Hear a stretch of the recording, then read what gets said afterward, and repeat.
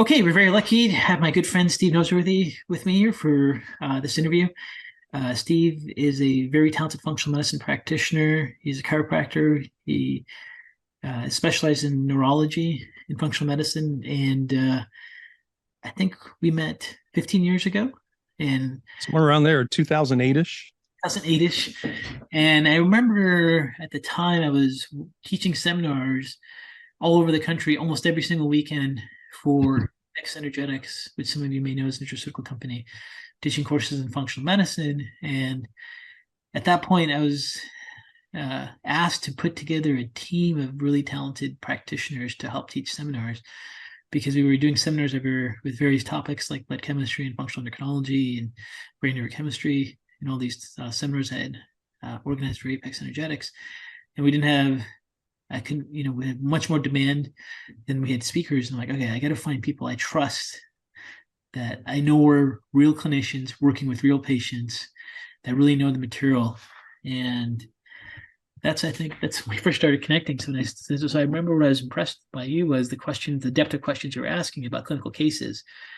Because, when you teach a seminar and you've taught for many years now, Mm, someone asks you a question that tells you a lot about them, right? So yeah. it's a very simple question. You're like, okay, you get an idea what they're at. And then somebody asks you some questions where you're like, gosh, that's a good question. I'm not really sure. What do you I think? don't know the answer. Yeah.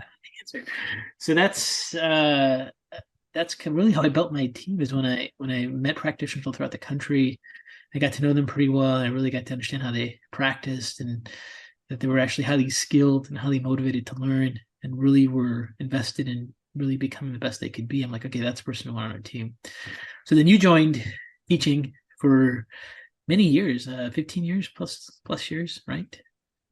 Yeah. A little COVID interruption there, but yeah, gosh, you and I talked just a few minutes ago, and it's hard to believe that it's been 15 years because it seems like yesterday, to be honest. It Right. really does.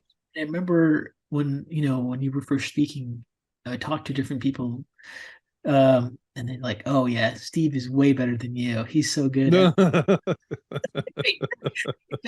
He's like, "Oh, he's so personable. He connects with us so well. He's so actually, it was probably because I didn't talk as fast. maybe. I think it's more than that. I think just anyway. So you've done a great job teaching all these years. So what Thank you. have you share with us? Because one of the things that our community struggles with is how to practice. And I remember you went from having brick and mortar practice to at some point you were just doing remote care. I remember you telling Hmm. me my patients at Starbucks. I'm like, what? You're like, yep. Yeah. And then now you're camping all over the country and Yeah. interaction. So can you tell us your practice career of how you ended up from a traditional clinical practice to Yeah. what you're doing now? Yeah. So like you, my basic training is in chiropractic. So I went to Logan in St. Louis and I spent about a year and a half there before I moved to Florida. And I joined a guy in the Bradenton, Sarasota area who wanted to diversify. He wanted to bring on medical staff. And so he brought me on to take over his patient load. And then he started doing all the work of creating an integrated practice. And so we did that. And over the next 10 years, we grew to 8 different practitioners, and we had chiropractic and medical and physical therapy. We had naturopaths, massage therapy, PT. We did, pretty much the whole thing.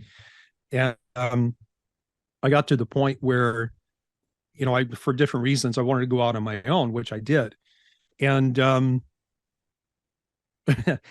it was one of those things where if you've ever, started a new business where you think things are going to follow a certain timeline and everything's going to just follow the graph or the chart where this happens and then this happens after a defined interval.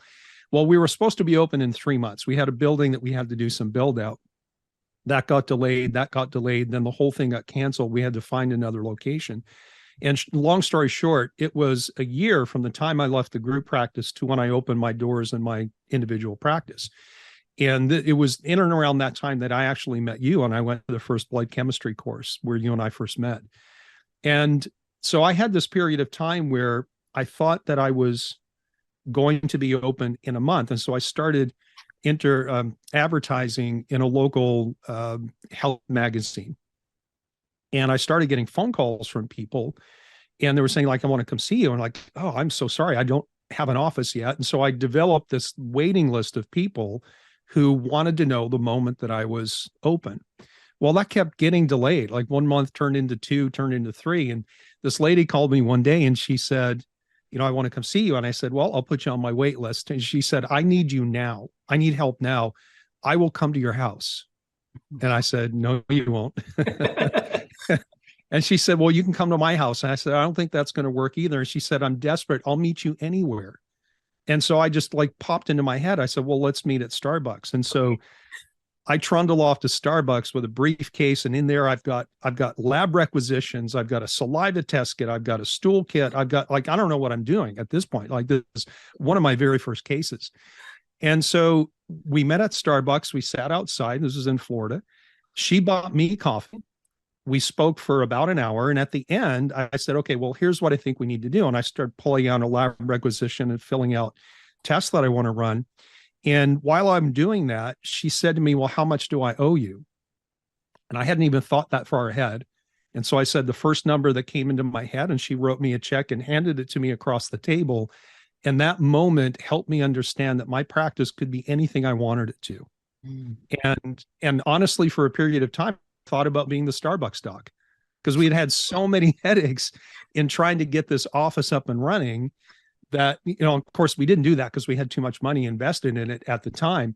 And so I really started to think, like, wow, do I really need a physical location? And this was back 2008-ish, 2007, 2008, which is, before the COVID era and before, doing virtual consults has really become an accepted thing. Right.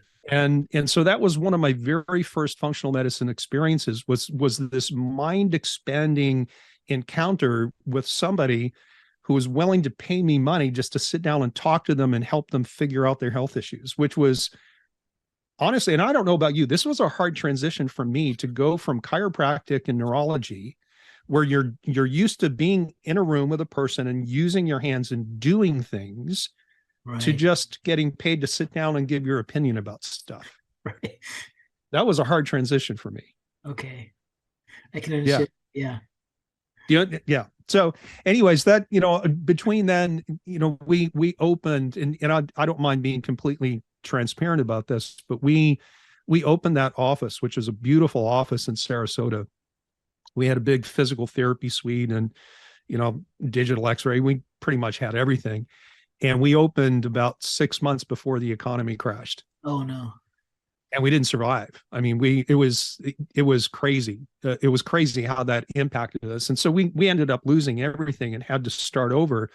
And that brought me to another kind of decision point about, all right, I have to reinvent myself, and I can go get a job at a local chiropractic office. Half of those were closed down anyways because of the economy. I didn't want to do that. I was in love and passionate about functional medicine and the work that I was doing, I had learned from you. And so I sat down with my wife and I said, if we're going to build from this point forward, let's do something that we're really going to enjoy. And so for 2 years, I did virtual and phone consulting out of my house. I didn't have an office. At the time, we were homeschooling 5 children. And my office was upstairs, right in the middle of all their bedrooms. And so I would get off the phone with a client and have a kid standing at my desk saying, hey, Dad, I need help with math homework or something like that. And so I would be switching back and forth between, consulting calls and doing lab reports and helping kids with homework. And it was an absolute blast for 2 years until I said, you got to get out of the house. Okay. Yeah. So that was kind of that evolution. And, most recently, when you said traveling around, about 2.5 years ago, my wife and I sold our property and bought an RV, and we spend half the year up in Canada with my family, with my dad and my sister. And we spend half the year down here in the States. We're in Florida right now, traveling around, just bouncing around, seeing kids and the grandkids, and honestly, just going wherever we want, whenever we want. And, I do all my work from the RV. My practice is 100% virtual. 100% virtual. Okay. 100%. So now it's, when you were doing it, it was unheard of. And I think like Skype first Yeah, came out and we're like, oh my, you can Skype people. that's right. Yeah. Now it's like everyone just uses Zoom. It's a normal thing. Yeah, it's completely acceptable. You're one Yeah. of the first people I remember talking to that was doing a lot of virtual consults. And I'm like, wow, that's an interesting model. Now, for someone starting, I'm, I meet new practitioners all the time that are graduating, and some of them are going right into a virtual practice. They're never Yeah. going to a brick and mortar. And now we have all these virtual nomads that are like you. They're traveling everywhere. They're running their practice, Yeah. and how hard do you think it is if you're new to start a practice like that? And if you're an existing practitioner, what do you think it would take? Like if you decided to do things You know, virtual? it's totally different. Back when I started doing it, it was the era where all you needed was a website Right. and people would find you. And Yeah. now that's simply not enough, right? There's a bajillion different websites and everyone looks better than the next. And there's so many people online now competing for clients that you have to have a plan and you have to have a strategy. And so for anyone who's either coming out of school and going into practice saying I want to go virtual right away, or someone who is in a brick and mortar and kind of want to gets away from that because it's got its upsides, but it also has its downsides. You can't do it haphazardly the way I did. I mean, I just happened to start doing it when hardly anybody else was doing it, and then we just tended to grow organically from there. And I have developed a certain amount of authority in the space, mostly being associated with you and being a functional medicine speaker for 15 years or so. More recently, I've been podcasting, and that's really kind of helped develop that authority basis. But it's not easy. I'm telling you, it's not easy. And it's not as simple as saying, I'm going to do it and going home and opening your laptop and getting on the internet and saying, come, I'm available to you. So, without a plan, without a strategy, you're pretty much doomed to failure, which is pretty much the motto of small business owners anyways, right? You have to Yeah. have a plan. Have to have a The plan. plan, yeah, people have to know what you're doing. And so Yeah. podcasts are great that you're doing that. But Yeah. a lot of, I would guess, a large percentage of your patients are just referrals from your existing clients, correct? Yeah. I actually have a good mixture. And I would say in the last 6 months, my podcast has been the primary source of new cases, new consults, Mhm. which is kind of a cool thing to be able to say because I wasn't even convinced that I wanted to do a podcast. I didn't know that I would do a good job. I still don't know that I do a good job. But every week I managed to bang out a couple of short podcasts and people listen to it. And I keep watching my numbers going up and up and up, which is, kind of a fun thing to do every day to wake up and see what your stats are. Yeah, I kind of lost my train of thought there, but, Steve, so reorienting what's me, the name of your podcast so people can check it out? yeah, it's called Inflammation Nation. That's a great name, Yeah. Inflammation. Inflammation Nation. Yeah, Wow. and it's pretty much everything related to inflammation and health and wellness, which, as you and I know, is pretty much everything. Right. Yeah, Okay. So, what was it like you're doing your first one? How many episodes have you done so far? I just published. Well, I've got two scheduled to come out between now and the next 10 days, so I try to stay a couple of ahead. I will hit my 100th episode probably in about 2 weeks. Okay. That's great. That's a Yeah, and lot. the first one was terrifying. It was, to be honest. I mean, I Yeah. had no idea what I was doing. I'm just, and good, bad, or indifferent. I've always had the attitude of ready, fire, aim, right, Right. instead of ready, aim, fire. And I understand, like you have always said in things like blood chemistry analysis, you learn by doing. Like you can't learn blood chemistry analysis or how to work a case Yeah. by going to a seminar and just looking at the slides or reading a manual. You have to work with real people and real numbers and real situations. And so I kind of figured, well, I'll only learn how to podcast by podcasting. Right. And so I did one, and I would shudder to go back and listen to it now. But I did it and I got it out of the way, and I took the mystery of it, and then I posted it because that was the second thing. Like recording it and leaving it on a computer is one thing. And so I did it and I posted it and I said, okay, I'm out there now. I'm committed. I have to do this. And what I ended up doing was I actually recorded, and this was right around Christmas time last year, about a year ago. I recorded 30 episodes ahead of time, and I launched, and I published probably the first 12 or so, and so I had 18 in the bank that I had scheduled out to come out like twice a week over a period of time, which meant I could kind of sit back and go back and do other things, like that lull between Christmas time and the beginning of January. There's not much, at least not for me, going on in terms of clinical practice. And so I just took that time to really dig in and start learning about podcasting and learning about some of the software used and how it all works. And here I am almost 100 episodes later. Nice. Yeah. So did you interview people for all your podcasts? I know I did an interview with you.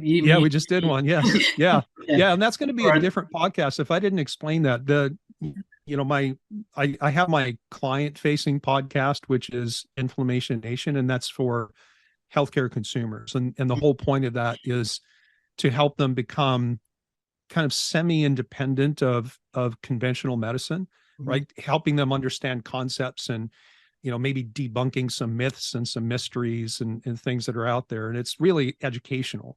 And so I've only interviewed one person, and it was a functional nutritionist out from California, somewhere out around your area. And I plan on doing that. In fact, if you want to be on one, I'd be happy to have you on that one as well. But the interview that you and I just did is for a new podcast that I'll be launching in 2023. And that's a doctor-facing podcast, which is really about the industry, and eventually getting into things like practice management and it's not just like clinical pearl type stuff. I want to talk to people who know stuff that I don't know. I want to talk to the people who can answer the questions that I have, because I figure if I have these questions, other people have these questions as well. But it's been a great boon. It's been obviously it takes time. It takes a little bit of organization. But I would have to say that it's probably the single most impactful thing from a business standpoint, has probably been the single most impactful thing that I've done. Okay. And that's the thing too, is like as practitioners, it doesn't always matter what your skill levels are. People can't find you, and people can't see reason why they can connect with you and develop a relationship with you. So it's like you're saying, if you just get out of school and you put on a website, like no one cares, right? Right. It doesn't matter even how competent you are. And I remember when I was first out of school, I'm like, how are these practices so busy? And there were some people that just weren't really good practitioners, but they're really good at getting their name out there and marketing out there. And back then, there's different ways to do it. But now with the digital technology, it seems like you've got to either have like a YouTube or a podcast, a YouTube channel or a podcast, and it's highly effective, because then people will either connect with you or not connect with you, and they will determine if, that's like, right. In order to take the leap from going, I want this person's opinion on what to do with my health. Yeah, they can go, I trust this person, I connect with this person, listening, let's say, to your podcast or whatever. Yeah. And then they can kind of go from there. It's kind of almost where successful practices have to go to really let people know what they do, right? Because and I'll tell you, there's a parallel between the function that the podcast served for me and a phenomena that I experienced when I first started teaching for you, because the first year or so, all I did were these, the telecast webinars. I mean, they weren't even webinars, because, I wasn't on the screen, and I would sit in my office. There was a topic that we would talk about, and I'd be talking to my phone, right? I'd dial into a number, and I would talk over the phone while someone else, I think, had slides. But anyways, I didn't, for the first year, I didn't teach an in-person seminar. And then when I got my first opportunity to teach in person, and then probably for the next year or so, I would travel around the country teaching on different topics, and people that I didn't know would come up and say, I recognize your voice because I listened to all the Apex, webinars. Oh, I And see. so the same thing happens now. Like by the time somebody reaches out to me because they want some one-on-one help, or at least, maybe they just want a conversation to see, okay, I've done these things. What are my next steps? They may have listened to 30 or 40 podcasts, or maybe they've seen the video version on YouTube. And so they know my voice, they know how I think, they know what I believe.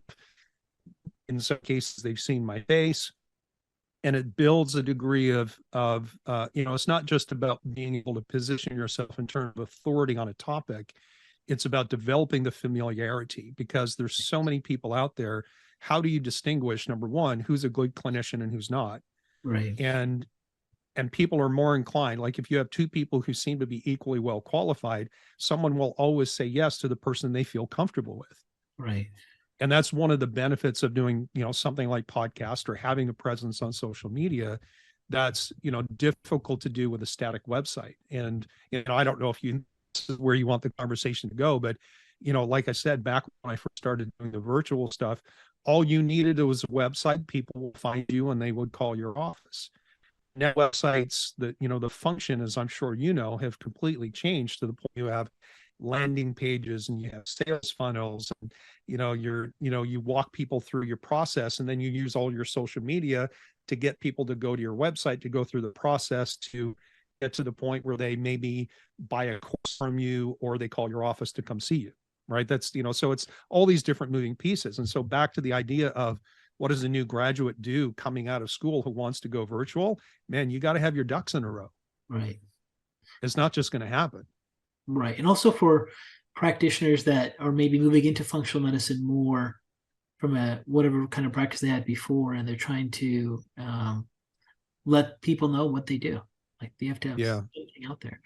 I remember when I first was out of school, before we had podcasts and everything, my friend and I, we would go and do a talk at a local health club at a different topic. They give us like a Tuesday night, and like we talk about food allergies or food sensitivities or fatigue, and then we'd have anywhere between 2 people to show up, which is always awkward. Only 2 and 2 people to maybe a dozen people, right? And then like okay, a dozen people, and then you would talk about it, and people ask questions, and maybe it was an hour, and then you'd connect with some people, and people go, okay, well, I like you, I connect with you, and like, okay, great, I get a new patient this week. And then that's how you get to build. It was really hard, but now we can do all these things with social media, and it's almost like if you don't do it, you may not even be able to survive, right? Do you feel? Yeah, I mean, you can obviously be successful using some old school. Like if you've got a brick and mortar and you're right, you're part of the Rotary Club, and you go to the the speakers bureau meetings, and all the networking stuff, and you do even things like print and radio advertising still works for a time. These things tend to fatigue, but it seems that in the world of the online space, interest tends to cycle through. At least this has been my observation, or I've had industry experts kind of explain it to me this way as well, is that there will be a period when podcasting is hot. That's what everyone wants. They consume podcasts. Now, podcasting it never goes away. It's just, how many people are engaging. And then it changes to video. And then it changes to short form video. Then it changes to long form video. And so even in the last couple of years, I've cycled through different iterations of social media presence until I found one that I was really comfortable with, seemed to match my skill set, say, because, I'm used to talking for 3 days on end, teaching seminars for you.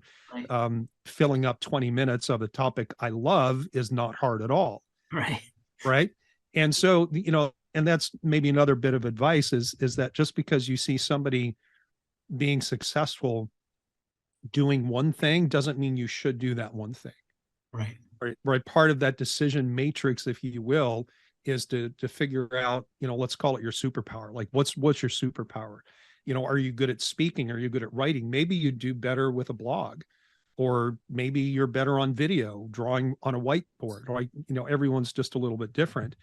And so the good news is that there's so many different ways to get your presence and your knowledge out in front of people. You just got to figure out what you like, what you're good at, what resonates with you, and then be consistent with it. Yeah. I think for a lot of people, they're just intimidated. Like, first of all, whether you put yourself on a podcast or a YouTube video or channel, whatever, you know, you're going to be judged. So, and people Mhm. don't, no one likes to be judged, Yeah. right? So, especially if there's comments and you have comments or you have inputs. So that makes a lot of people uncomfortable. But you have to realize that's part of the game. And then the other thing I think people have a level of them being uncomfortable about doing something like this is that they just don't think they know enough. And it's like you absolutely know enough, Oh, for yes. most people. Like, I think we forget sometimes, especially for like in our little communities and world and with colleagues. And then like you go out to a dinner with a family member and they're like, "Oh, I've heard about, you know, candida or mold or something like that." And you're like, "Yeah, oh, and tell me more." You're like, Yeah. "I heard about the microbiome. What is it?" You're like, "Okay." Yeah. You realize like they don't know anything. Yeah, no, no, there's, and that's it. We tend to think that people know what we know and or more. And, I'm subject to this as well. I have a tendency in my podcast, in my client facing podcast to, go from topic to topic to topic. Now, I might spend 7 or 8 episodes on a topic that's really broad and deep because there's a lot of stuff to talk about. But I keep thinking, well, I can't do another episode on Hashimoto's because I talked about that 30 episodes ago. And there's nothing wrong with that, because I look at what, like, for example, there's a guy I follow on social media. He's a doctor of physical therapy. His handle is like Squat University. And he says the same stinking stuff over and over and over again. Right. And I listen to it every time like it's the first time I've heard it. And Yeah. so there's nothing wrong with repetition, and that, tends to marry well with one of the main principles of successful marketing and advertising. That is to, don't try to be all things to all people. Pick a niche, pick something that, that interests you, that you're good at, and then target that. And, because otherwise you just get too watered down. People don't know who you are. They don't Yeah. That's very true. You're frozen. know over different. I've learned a lot over the last year. And one of the things that I love about this experience is that I can go back into my podcast platform and I can look at the statistics of each episode and how many downloads and listens. And I look across all the episodes that I have, and I can see the topics that have the highest interest because they have the most downloads. Right. Like, for example, I did one of my probably shouldn't have done it. One of my first episodes was on mesolimbic plasticity and the link between anxiety, insomnia, and OCD. You know Oh, how many downloads I've had since January? three? Two. Oh, okay. Two. Yeah, I believe it. Maybe the problem was the title was bad, just like when you were told you got to change the title of your paper Right, right, to get a reviewer to read it, right? right. Yeah, it's very true. The topics you pick are, and I think what people are attracted to just very simple topics, right? Yeah. Like pain, inflammation, stuff like that, Yeah. right? Yeah. That's most popular. Yeah. Anything with inflammation in the title tends to get a lot of views. Right, Hashimoto's, leaky gut, GI stuff in general tends to get a lot of interest. right. Which is interesting because that's, it's a lot of the stuff that we deal with in clinical practice. Yeah. So, do you think, when you see how people build their practices, there's the marketing high sales pitch some people are out there that do that, I think it's such a turn off. And then there's just educating the public, and then you kind of attract people who are towards you. And Yeah. in my experience, I've seen people that are doing what you're doing, where they're just educating, putting the information out, and then they attract patients and they attract a community towards them, really be much, much more effective. Um, but that requires that you have some degree of skill and have something to share, right? So you have to have some skills. And then, Yeah. And it's not just having the knowledge, it's being able to communicate those things effectively. I mean, I know a lot of really good clinicians that are very sharp that are just not good communicators. And so they might not do well in a podcast. They might not do well in a video, yeah, especially if it's, 10, 15 minutes long, but maybe, some of these short forms that are out there might be, or maybe it's a blog. or maybe it's, and I don't know, I'm just kind of freewheeling at this point, but this is, one, going back to the idea of understanding what your superpowers are. When you try to fit yourself into somebody else's mold, it's quite often doesn't turn out well. Mhm. And you end up putting a lot of stress on yourself, perform in ways that you're really not designed for. And I do really believe that it's important to understand what your skill set is in communication. Is it, are you better in a one-on-one setting, or are you the person that can be up on a stage, or can you do something like this and interview people, and get a diversity of opinions and ask insightful questions? I mean, there's so many ways that you can promote yourself. But I like you, I don't like the high pressure salesy type approach. Yeah. And I know it's a spectrum, right? And maybe there's a fine line between being high pressure and salesy versus, painting reality for someone who's in a desperate situation, Right. and they're not likely to find a good solution unless they work with you. And that might sound a little bit arrogant, depending on where you are and what's available around you. Yeah. And so I can understand why kind of like the high pressure approach kind of developed, but it's not for me. I've tried it. It's not for me.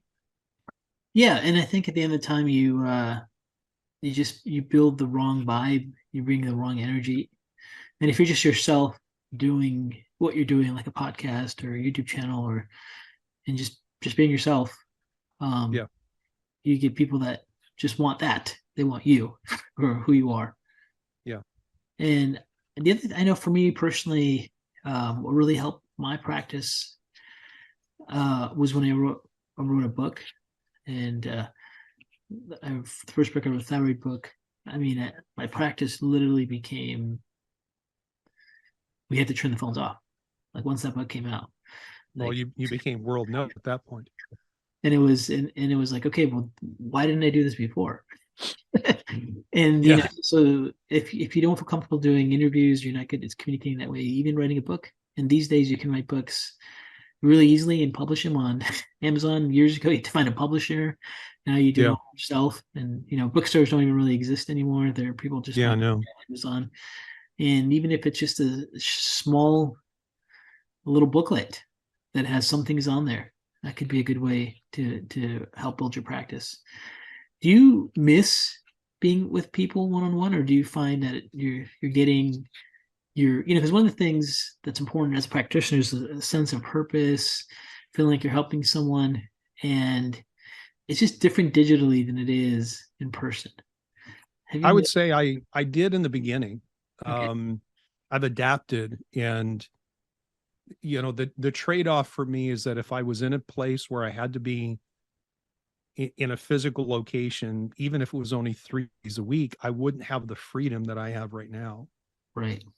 And what I've discovered is that if you invest enough time with people when you're caring for them, you can build relationships with them in the same way that you can. Like, obviously, you can't hug them, you can't physically, put your hand on their shoulder and compliment them, or whatever that might look like.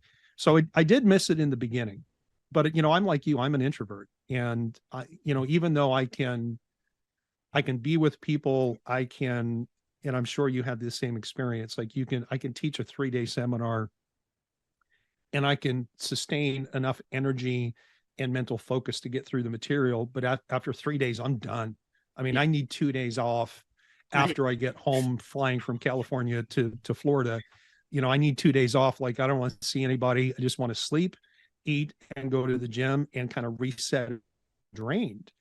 Right. And so I get to control, because of the way that I practice, I get to control my schedule. I have no staff. It's just me. I do everything. Mm. And when I take on clients, I, develop, I call it a loose framework. I do care plans, and I don't like that term because the connotation is with a way of practicing that I don't necessarily buy into. But if I take someone on, I might say, listen, I'm going to need about 6 months to do the work that I think how I can contribute to you and your wellness and teach you what you need to know. And it might be 4 months, it might be 10 months, and in every case is just a little bit different. But when someone says yes, if I say, I think I can help you, and I tell them what that looks like, and then they say yes to me, they get my email, they get my cell phone, they can text me or call me anytime. Okay. Even though we have regular scheduled appointments, I'm in constant communication with my clients.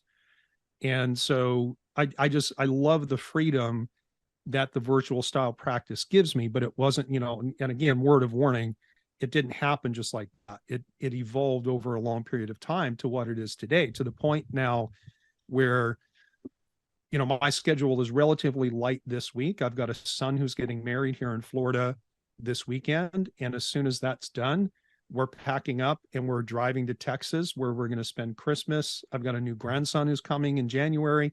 We'll be there to the end of February. Then we'll tool around and explore a couple of different places before we come back here and head up to go spend 6 months in Canada again.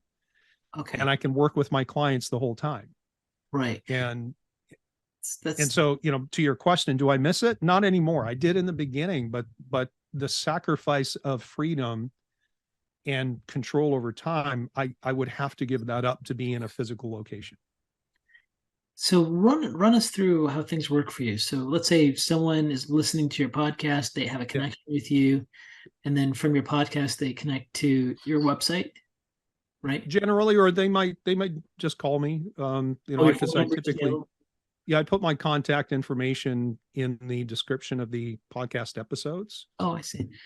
So just connect with you one way or the other, phone or email. And then you basically discuss potential management time frames and cost and go so generally the way it works is that, somewhere along the way we agree we're going to do a consult. Okay. And that might take a short phone call for me to decide, hey, this is the kind of case because like you, there's certain things that I won't take. Cancer is one of those, and so on. And so as long as I feel I can reasonably help them, I'll say, why don't we do a consult? And so once we do that, we spend an hour. I have a, big long intake that they fill out for me. Yeah. And we go through their history. We try to build a kind of like a timeline so I can see how everything connects. And at some point to the end of the call, I'll tell them, listen, I think I can help you. Here's what it looks like. Or I'll say, I'm not sure if I can help you, but I really want to. Here's what it's going to look like. Or I don't think I can help you. Let's see if we can find someone else to do things that I can't do. Right. And so those are kind of the three different pathways. And so what I do is I lay out my best guess as what it might take in terms of diagnostics and time frame, and then just send that to them as a proposal. And I usually do that the next day. And they come back. Yeah, I'm sorry, go ahead. And then is there a platform they go to for scheduling? Like, is there a platform with your open time slots and everything, or do you just? No, I handle everything. You just handle everything yourself.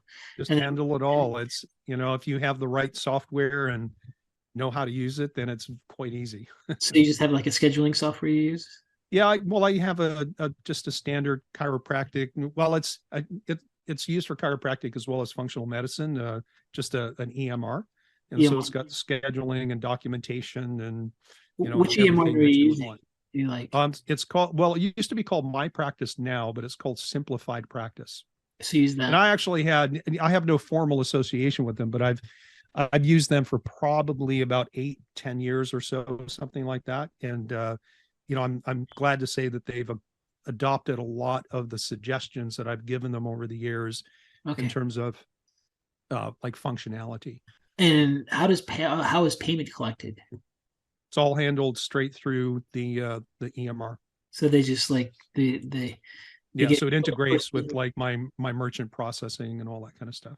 Okay, that's great. So then there's no, because one of the drawbacks of like having your own solo practice doing everything is, changing your relationship between being their healthcare practitioner into being the person collecting money.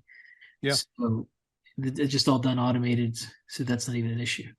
No, not an issue. And I think part of that is like I tend to bill, and I think you can get a sense of this if you read, through my website. I try to present myself as, kind of like a high touch, high caring concierge type practice where they have direct access to me. Mm-hmm. And so I tell people, listen, I don't have health coaches. I did at one point have a nutritionist. She was my daughter, but she ended up becoming a nurse and then having a big family. And so I handle everything, and I enjoy it that way, because I'm knee deep in every aspect of every case. Yeah. And how many cases is a good load for you, like in an average month? Well, I'm ashamed to say I don't track it. Hence why I don't do well with practice management groups. Guesstimate. Well, let me say it this way. I only schedule clients 2.5 days a week. Okay. So Tuesdays and Thursdays, pretty much all day, although I have a big chunk in the middle so I can go to the gym. Okay. And Wednesday mornings.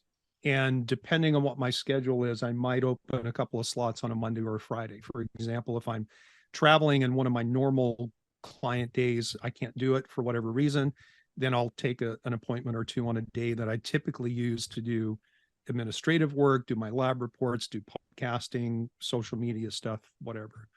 And how are you handling missed appointments? Is that a problem for you? Is this all digital? Hardly ever. Hardly ever. Hardly ever. You have that one personal relationship with them. Yeah.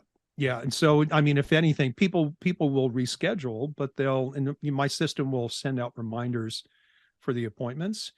And I just tell them, it's a lot of it is just about the kind of pre-framing potential challenges. And so, as we're getting set up and kind of like the onboarding process, the first week or two, I'll pepper in these little, here's how this whole thing works. So, you'll get a reminder if that time doesn't work for you, just push the button that says reschedule. And it automatically shows up on my schedule saying so-and-so needs to reschedule. Or they might just simply text me. In fact, I had a text while, in between when I interviewed you and we were getting ready for this. Somebody texted me and say, hey, I have a work conflict next week. Can we move the appointment from this day to that day? Right. I'll just quickly check my schedule and I'll just shift them and the system sends them a confirmation. And it takes me 10 seconds. I mean, it's ridiculously easy. I mean, it seems like what you're doing is the future for many practitioners. And, I think one of the things that burns out practitioners is high overhead, high staff, all the things of that nature. And could you see yourself ever going back to a brick and mortar building ever? No, not for my own practice, for sure. So when I went out on my own, by the time I left that practice, we had grown from just 2 guys to with clinical as well as administrative staff, probably about 32 people. And not only was I the main chiropractor and the main income earner for the practice, I was also the clinical director. It was my response, different backgrounds, playing nice in an integrated model. And so I understand the challenges of staff. I understand the challenges of scheduling. I understand the challenges of multiple providers. I understand the challenges of cash versus insurance and also collections and profitability. Right. And even though we were, a pretty successful mid-size clinic, as we grew and grew and grew in the pursuit of expansion and bigger, we ended up in a place where our collections less than our overhead on a routine basis. And obviously that's not sustainable. Right. And it was interesting to sit back in retrospect because I couldn't see it as we were going through. As we added more doctors and more staff, at some point it became less about taking care of people and everything was about money and can we pay our overhead this month? Right. And there's this massive transition. And so when you kind of de-evolve and go into like a solo concierge type practice like I have, everything is about taking care of people. I mean, obviously finances are always, because it's a business concern, but 95% of my thought process is how can I take care of people? How can I fix this problem? How can I understand that? What does this lab mean? How did this person respond to that protocol? How is this diet change working out? And then being in that constant communication. And so, you end up developing. I mean, I have clients, as I'm sure you have, who have been with me for 12, 13 years, and they call me Steve, and they ask about my kids. They know my Yeah. grandkids. I mean, it's just, I mean, from that sense, it's as rewarding as, maybe more so, being in a brick and mortar and having a physical person sit in front of you.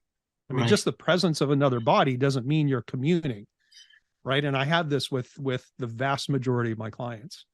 Yeah, I remember, and this has happened to me and other people I know is where I remember there was a point where my overhead was $120,000 a month. Yeah. And it's just ego. Like you keep building, you keep bringing on Yep. new people. You like, Yep. oh, well, I'm busier, so I need more staff. And then before you know it, like I remember like being in a 5-year lease going, oh my goodness. Like Yeah. What have I done? if I just take a month off, I still have the overhead. That's right. Yeah. How do I get out of Yeah. this? And I remember, and I met so many other people that have had $1 million, multi-million-dollar practices that are just breaking even even losing money because their overhead is just so out of control. Yeah. And I think there's a point where people wise up and just go, how do I keep my overhead low, and how do Yeah. I become as efficient as possible? Yeah. I was teaching for you in Manhattan a long time ago. Yeah, Yeah, but sometimes these little episodes just kind of stick in your mind. And somehow it had gotten around that my practice at that point was kind of half virtual, and it was very small, but it was profitable because my overhead was so low. yeah, And there was a guy and his wife were there, and he asked to talk to me on a break.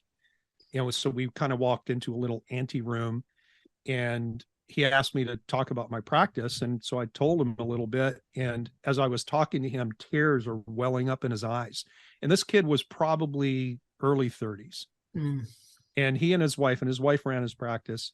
They had built this very busy, very large chiropractic and functional medicine practice that absolutely owned them and had trapped them, and they knew it. right, And they couldn't see a way out. And so he was and imagine, like, 32, he didn't only in practice for probably about 5 years. yeah, And he was already feeling the crushing weight and the pressure. And, listen, some people thrive under that. I understand personality types, right? Some people love that. I don't. yeah, I much prefer the low key. I mean, I have a motto on my website. It says, see fewer people, spend more time, do a better job. And I right, truly believe that, because you and I both know that when you're scheduling 20 functional medicine consults in an 8-hour or 6-hour day, you're only spending 10 to 15 minutes with a person. That's barely enough for me to say hello, yeah. let alone understand what's happening and give them relevant relevant advice and sage wisdom. Are you using things like Rupa and FullScript to help you with your Yes, distributions? Is that what you're using? Both those? exactly. Yeah, both And of those are those. and those are game changers, I think, for people Game changers. Absolutely. because now you can distribute supplements digitally, without a brick and mortar building, and you can distribute lab testing. Yep. Uh, and I really think it's a big part of where a lot of practices will go, especially with something like functional medicine where it's so personalized. Like you can't do this with all types of healthcare, but you can definitely do it with functional medicine, right? I mean, Yep. if you have to actually physically treat someone um, with an adjustment or acupuncture or an Yep. injection or something like that, it's not possible. Yep. Functional medicine gives that flexibility.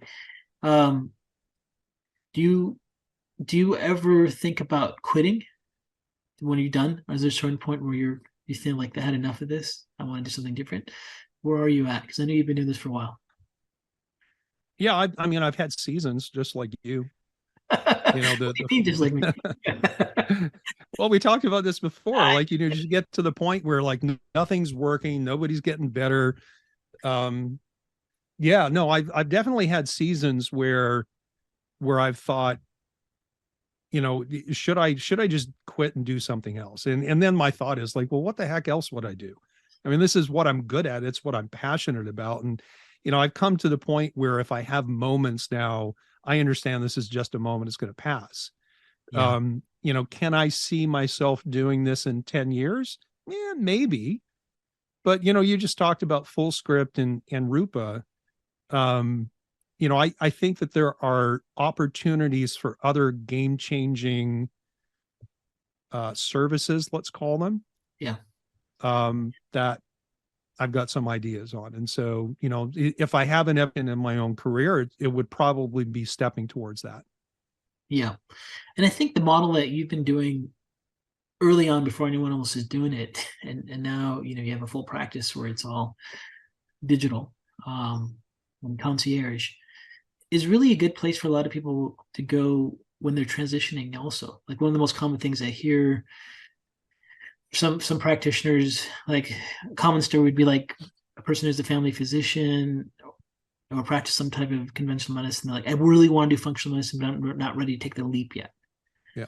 And it's like, well, you could probably do something digital first and then transition into that Yeah. with the overhead, because the worry is the overhead and the cost. And Yeah. you only really need at least a couple days a week to get started, right? Because you can fit people in a couple days a week. You don't have to be Yeah. there 5 days a week. You can And be you know, the easiest thing to do, and I'm sure that, you know, you've thought of this, is just to take people who are already clients that you've already done your initial evaluations on and say, you know, from this point forward, most of our follow-ups are going to be virtual. right. And that way you can start working out the kinks of whatever, you know, whatever software stack you have, or how you space out your appointments and how you spend your time and how you do your follow-ups. And, you know, you can kind of use that as your testing ground, and you're not doing it where you're making mistakes with, you know, potential new clients that you don't have any equity with. If you choose people that you've worked with for a while and you have some connection and you have that equity with them where they trust you, it's a lot easier to say, you know, hey, Mrs. Jones, for the next month, whatever, our follow-ups are going to be virtual. And like I said, you kind of use that as your testing ground. And I know, like, for people looking into this, different professions and different licensure in different states have different rules of what can happen, and I mean, everyone should investigate that if they're thinking about doing a virtual practice. And maybe it's with limitations of people in their state only. Maybe it's they can travel while they're doing it, but everyone's going to have to do their own evaluation that way. So, what advice would you give to people that want to jump in and do virtual? And let's say they have a brick and mortar practice, they're overhead. So the couple that you saw that were crying and had this huge overhead and they were trying to find a way out, how would you transition? What kind of advice would you give? Um, I guess a lot of it depends on circumstance. Like they were a very, very busy chiropractic practice, and they were just beginning to implement functional medicine. So it was mostly chiropractic. Yeah. In circumstances like that, I would encourage people to think about bringing on associates to handle the chiropractic load. Mm, And, you know, look into converting some of your chiropractic patients into functional medicine patients, and then implementing virtual follow-ups after you do your initial. And so you kind of take it one step at a time and delegate things so that you can still maintain your practice, your income level. Obviously, you're going to add the expense of having an associate to, you know, cover part of your patient load.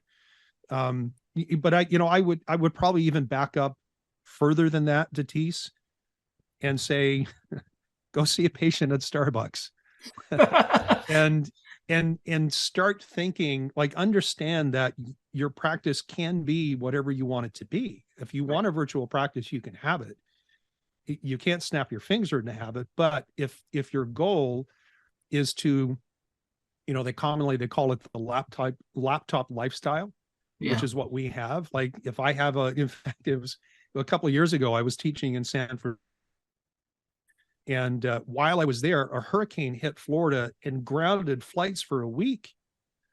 And so I had to stay in the hotel in San Francisco for a week. Well, I didn't plan for that in my schedule.